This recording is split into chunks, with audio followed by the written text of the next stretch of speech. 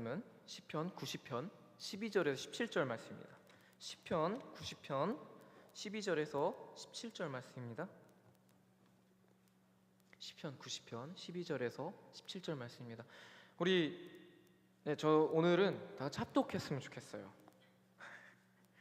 왜냐하면 시편이 합독하는 찬양이거든요. 우리 같이 합독하실까요? 우리에게 우리날 계수함을 가르치사 지혜로운 마음을 얻게 하소서. 여호와여 돌아오소서. 언제까지이니까 주의 종들을 불쌍히 여기소서. 아침에 주의 인자하심이 우리를 만족하게 하사 우리를 일생 동안 즐겁고 기쁘게 하소서.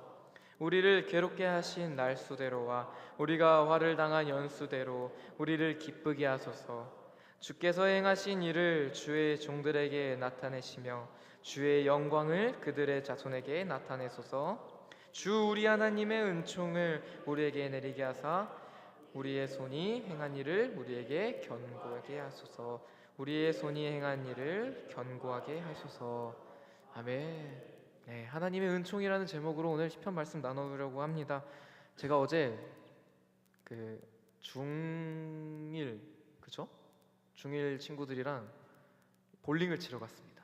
한 8명 같이 갔는데 재밌게 치고 이제 결국은 이제 물어봤어요. 아이들한테 야, 너 내일 교회 놀러 와 이랬더니 한 친구가 저한테 교회 가면 뭐 주나요? 이러는 거예요.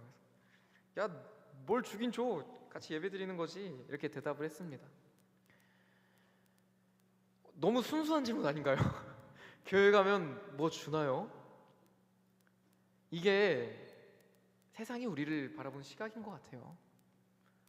전도를 할 때 이제 아이들은 이제 진짜 순수한 마음으로 이렇게 물어봐요. 너 예수님 믿어? 이러면 예수님 믿으면 뭐가 좋아요? 뭐 줘요? 달란트 주나요? 문화상품권 주나요? 기대를 합니다. 무엇을 주실까? 이제 또 전도 대상자를 마음에 가지고 이제 기도하시며 준비하고 계시는데 이런 질문을 받으신다면 뭐라고 답하시겠습니까? 내가 하나님 믿어서 잘된 일? 뭐 병이 나았거나 자녀가 잘 됐거나 뭐 이런 일들을 말할 수도 있을 것 같아요. 근데 그게 정답은 아닌 것 같습니다. 뭘 말해야 되냐? 그 복에 대해서 오늘 나눠보려고 해요. 이 시편 제가 오늘은 이제 합독을 했는데 이 상상력이 좀 필요할 것 같습니다. 이 시편이라는 성경 자체가 이스라엘이 백성들이 모여서 이제 같이 인도자를 따라 이렇게 같이 낭독하는 그렇게 예배를 드렸었던 것 같아요. 그런데 이 공동체의 고백이 되기도 하고요. 또 한 개인의 고백이 되기도 하죠. 오늘 시편 읽어보니까 이렇게 고백이 시작돼요. 1절 2절에 주여 주는 대대에 우리의 거처가 되셨나이다. 산이 생기기 전 땅과 세계도 주께서 조성하시기 전 영원부터 영원까지 주는 하나님이시니이다. 하나님에 대한 찬양으로 시작합니다. 하나님은 하나님이시고 만물이 창조되기 전부터 계셨고 창조주가 되시는 하나님이라는 걸 고백해요. 어마어마한 고백입니다. 이 고백 아무나 할 수 없어요. 하나님을 아는 자들, 하나님께서 말씀하여 주신 자들이 이걸 알 수 있는 거예요. 그 선택받은 백성들의 고백이 되는 겁니다. 이 고백을 이어서 3절에서부터 뭐라고 말하냐면요, 주께서 사람을 티끌로 돌아가게 하시고, 이 무한하고 무궁하시고 전능하신 하나님과 대조해서 유한하고 무능하고 이 나약한 인간을 대조해서 말합니다. 그 대표적인 표현이 3절의 티끌이고 4절의 밤의 한순간이고 5절의 홍수 그리고 풀과 꽃 이런 것들로 표현해요. 이것들의 특징은 찰나에 지나가는 것들이라는 거예요. 하나님의 그 위대하심 앞에서 우리의 시간은 정말 그 찰나의 순간이라고 하는 겁니다. 근데 왜 하나님과 우리의 찰나를 비교했는가? 이 시편은요, 하나님의 사람들이 고백하는 시입니다. 하나님의 사람은요, 자기의 무능력함을 고백할 줄 아는 사람이에요. 내 능력 없음, 하나님이 인도하심, 계획하심, 이루심, 그것이 선한 것임을 믿고 하나님을 바라보는 자가 하나님의 사람이죠. 그리고 그렇게 하나님을 내 왕으로 삼는 사람들입니다. 하나님을 의지해요. 그 성경은 그런 사람들을 뭐라고 부르는지 아시나요? 의인이라고 부릅니다. 그리고 이 하나님의 사람의 대표로 오늘 시편 90편에 모세가 세워져요. 모세는요, 아시다시피 별명이 온유한 자입니다. 온유한 자에 대해서 해설을 하려면 예수님의 가르침 그 산상수훈을 봐야 되는데 마태복음 5장 5절이에요. 온유한 자는 복이 있나니 그들이 땅을 기업으로 받을 것이며. 하나님을 왕으로 섬기는 자들에게 하나님께서 땅을 기업으로 주신대요. 근데 저는 땅이 없거든요. 아무것도 가진 게 없어요. 근데 무슨 기업을 주신다는 걸까요? 온유한 자는요, 하나님을 전적으로 의지하는 자죠. 하나님을 전적으로 믿고 왕으로 섬기는 자예요. 내 생각이나 내 의지나 계획도 의지하지 않고 오직 하나님의 말씀만을 바라보며 가는 사람들입니다. 이 사람들이 하나님의 절대적인 주권을 인정하니까 온유해지는 거예요. 이 온유가 사전적 의미가 마음이 부드럽고 뭐 그런 태도를 말하거든요. 남들이 나보다 더 가졌다 해서 시기하지 않습니다. 내가 남들보다 조금 더 가졌다 해서 자랑하지도 않아요. 교만하지도 않아요. 대신에 하나님이 주신 그것을 하나님의 주권으로 감사히 받습니다.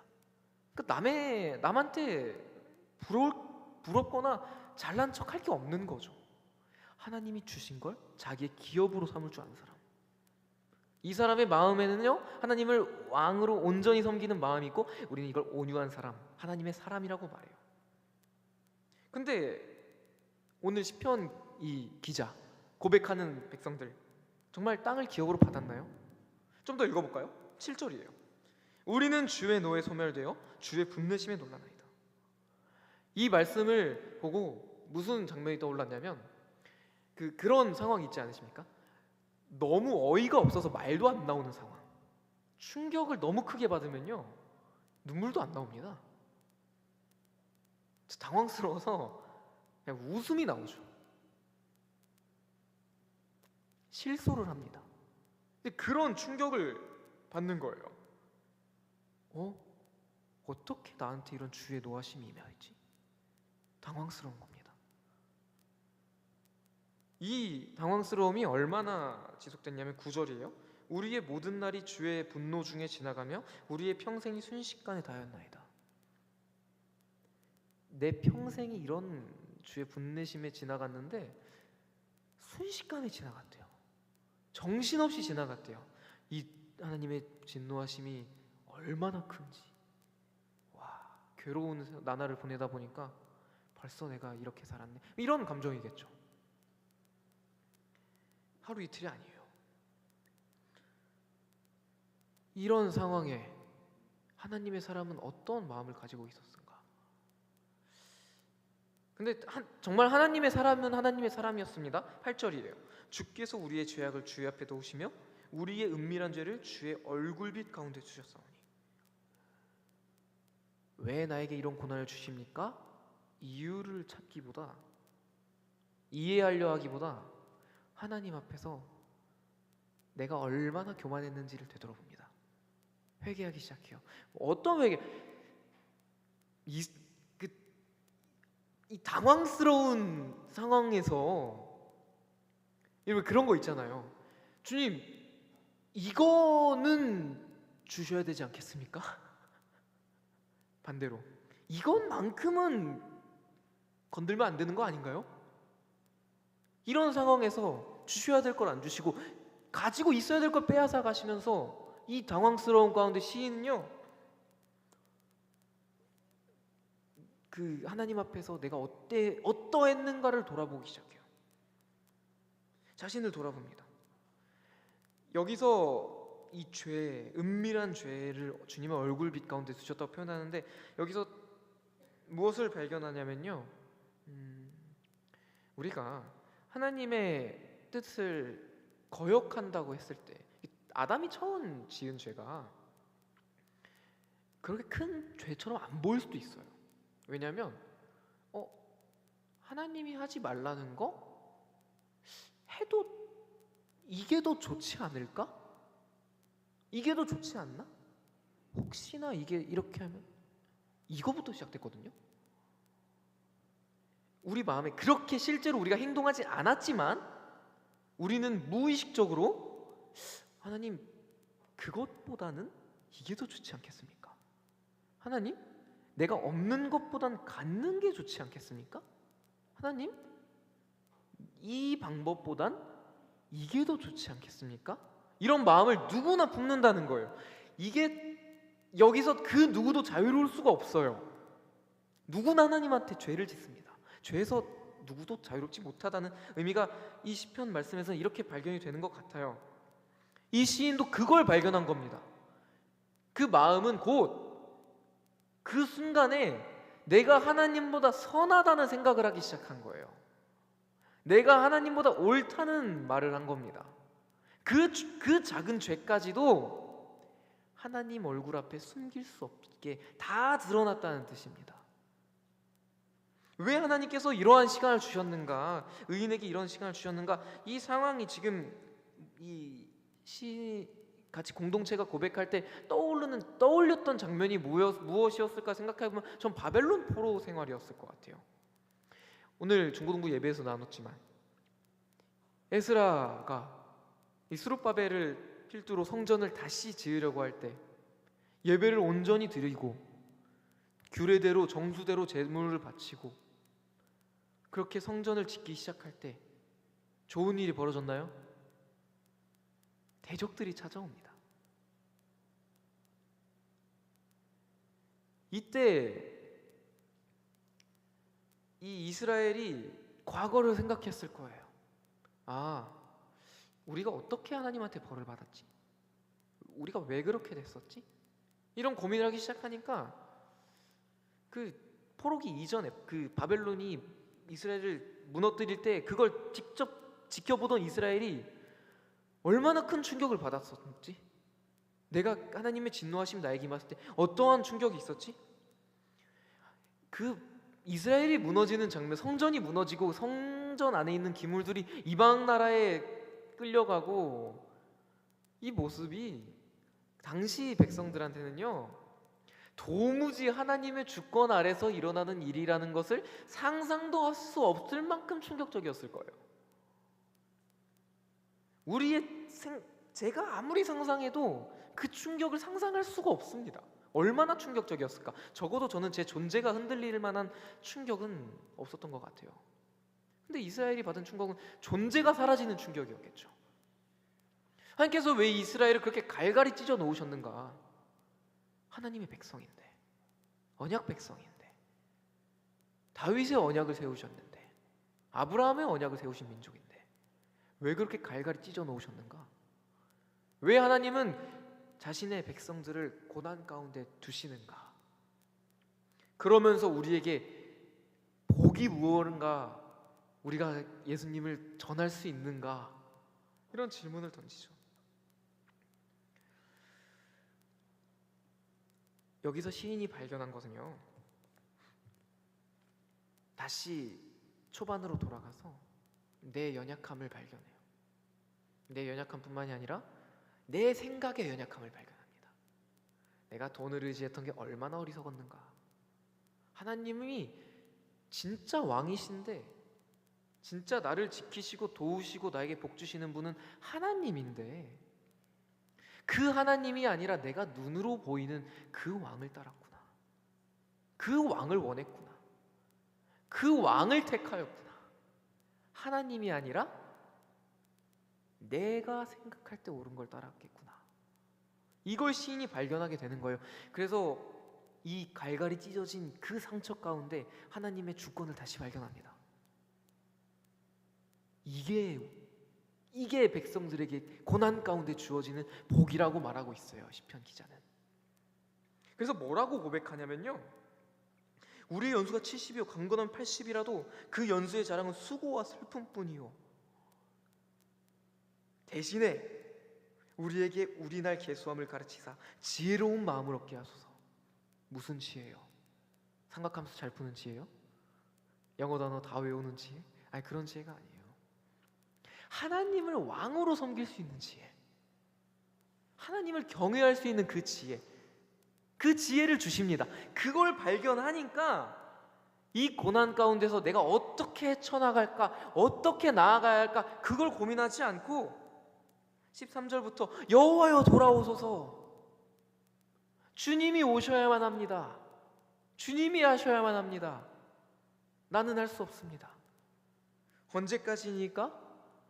주의 종들을 불쌍히 여기소서. 그리고 14절에 아침에 주의 인자하심이 우리를 만족하게 하사 우리를 일생 동안 즐겁고 기쁘게 하소서. 아직 밤이에요. 아침을 기다리는 밤입니다. 그러나 그 시간에서 아침을 꿈꿀 수 있는 거, 아침을 꿈꾸는 지혜, 이거를 하나님의 백성이 발견하게 되며, 그리고 그 아침이 반드시 올 거라는 확신을 갖습니다. 우리의 고난이 끝나고 하나님께서 찾아오셔서 나를 아침에 그 밝은 아침으로 인도하실 거다. 그리고 그날이 오면 나는 영원히 즐겁고 기쁠 것이다. 소망을 꿈꾸게 됩니다. 주께서 행하신 일을 주의 종들에게 나타내시며 주의 영광을 그들의 자손에게 나타내소서. 하나님은 언약의 하나님이세요. 언약을 잊지 않으십니다. 반드시 지키십니다. 그리고 하나님은요, 시편 전체에서 이 하나님의 인자와 사랑을 나타내기를 원하세요. 작정하십니다. 주저하지 않으십니다. 그리고 이 일을 누구를 통해서 일하신지 아시나요? 하나님 앞에 신실하고 경건한 자들을 통해 일하십니다. 그러니까 신실하고 경건한 자들은요, 밤에 나에게 밤이 찾아왔다 할지라도 아침을 꿈꾸는 거예요.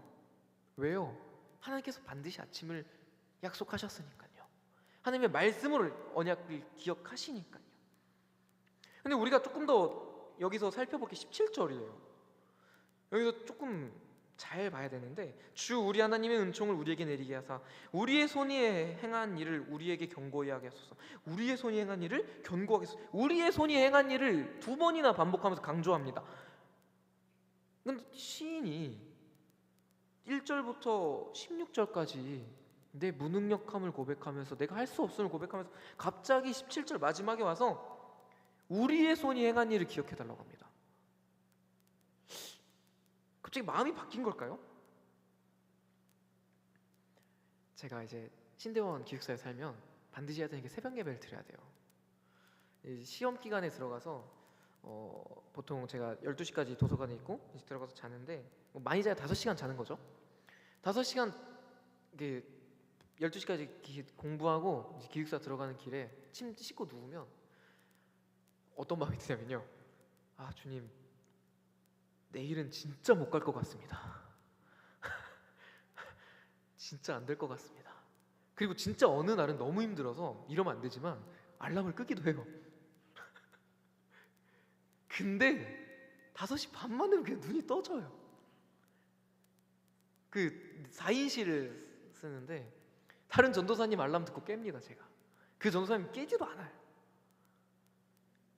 그리고 이제 갑시다 전도사님들 이러고 다 같이 가는데, 그렇게 새벽 예배 끝나고 기숙사 기도하고 돌아오면 6시 반에서 7시 사이에 돌아와요. 전 그때 공기가 그렇게 좋습니다. 돌아오는 길에 전도사님이랑 둘이 걸어가면서, 전도사님, 저는 이 시간에 공기가 진짜 좋은 것 같아요. 왜요? 그랬더니 기도하고 와서 그런가? 진짜 좋은 것 같아요. 이렇게 얘기하다가 결국 그 전도사님과 얘기 나와서 결론이 뭐였냐면, 기도해서 이 공기가 좋은 게 아니라 힘든 상황 가운데 하나님께서 새벽 예배 가기를 원하셨고 우리는 순종을 했고, 순종을 해서 공기가 좋은 게 아니라 순종함을 보시고 하나님께서 기뻐하셔서 우리에게 그런 선물을 주셨구나. 하나님께서 이루셨고 순종을 보시고 하나님께서 이루신다, 이 말입니다. 주님, 우리가 순종합니다.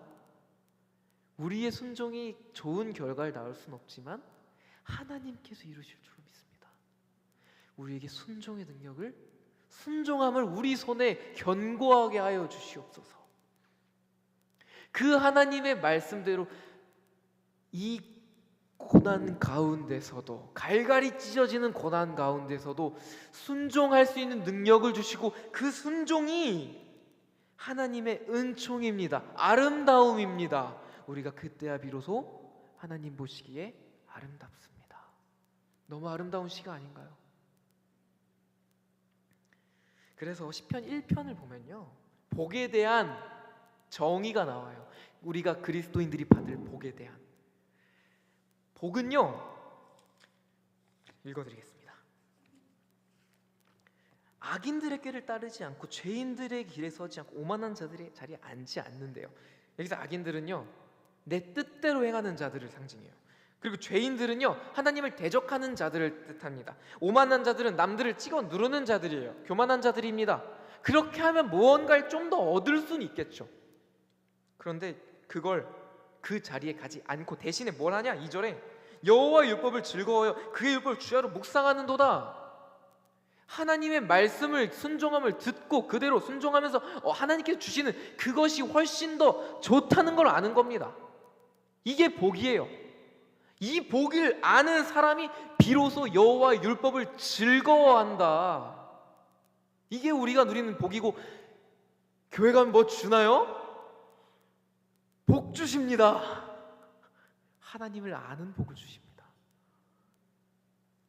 고난 가운데서도 아침을 바라볼 수 있는 능력을 주십니다. 그리고 그 고난 가운데 밤중에 아침을 꿈꾸는 모습을 나의 삶을 통해 보여주고 계십니다. 내 고난은 비방도 아니고 수치도 아니고 어려움이 아니라 하나님께서 이 땅 가운데 하나님의 빛을, 치료의 빛을 밝혀 사용하시는 통로가 됩니다. 그게 우리의 아름다움인 줄로 믿습니다. 그래서 이 밤 가운데를 지나셨고 지나고 계시고 지나실 우리 사랑하는 성도님들 삶 가운데 하나님의 그 아름다운 은총이 내려지길 소망하며 일하시는 도구로 사용되며 그 가운데 신실하고 경건한 마음으로 세상과 싸우는 우리 성도님들의 삶이 아름답습니다. 다 같이 기도하시겠습니다.